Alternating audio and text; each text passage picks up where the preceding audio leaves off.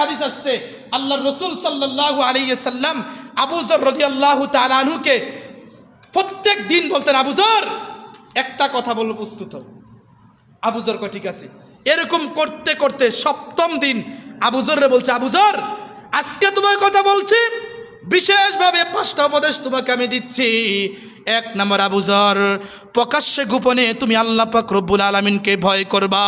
দুনিয়ার কোনো মানুষকে তুমি ভয় করবা না, দুনিয়ার কোনো মাখলুককে তুমি ভয় করবা না।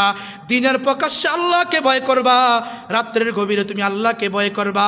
2 নম্বর নসিহত, আবু যর যদি তোমার কাছ থেকে কোনো গুনাহ হয়ে যায় তাহলে তুমি সাথে সাথে একটা নেক কাজ করবা। 3 নম্বর নসিহত, আবু যর যদি তুমি কখনো অভাবের মধ্যে পড়ো, কঠিন কালো তুমি মানুষের কাছে হাত পাতবা না, কারোর কাছে তুমি চাইবা না। আবু যর রে, মানুষের কাছে চাওয়া ভালো জিনিস না, মাখলুকের কাছে চাওয়া ভালো জিনিস না। মাখলুক তোমাকে সাহায্য করবে ঠিক, ভিক্ষুকের মতো সাহায্য করবে, খারাপ ব্যবহার করবে। হে আবু যর, যদি মানুষকে বাদ দিয়ে তুমি আল্লাহ পাক রব্বুল আলামিনকে চাইতে পারো, তুমি চাইতে দেরি হবে, আল্লাহ পাক রব্বুল আলামিন তোমাকে দিতে দেরি হবে না। 4 নম্বর নসিহত, আবু যর কারো জিনিস তোমার কাছে আমানত রাখবা না। 5 নম্বর নসিহত, আবু যর 2 জন মানুষের মধ্যে কখনো বিচারক হবে না।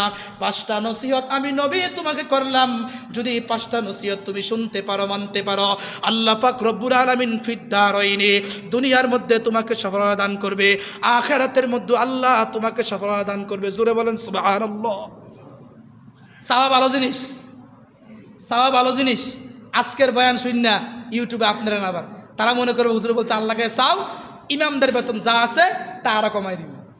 বুঝেন না, নিজের ইচ্ছা করে এগুলো আপনি দেখেন, একটা প্রমাণ দেখ, নিজের ইচ্ছা করে হুজুর আইব, মাগো আইব, খাইব। মেরে ভাইও চাবো কার কাছে বলেন? দেনে ওরা কে? রিজিক কে দেয়? আল্লাহ দেয়। এই জন্য আল্লাহকে ভুলেন না, আল্লাহকে আপন করেন, পুরা পৃথিবী আপনার আপন হয়ে যাবে। আর আল্লাহকে যত নারাজ করবেন তত দুনিয়া আপনার জন্য কঠিন হয়ে যাবে। আল্লাহ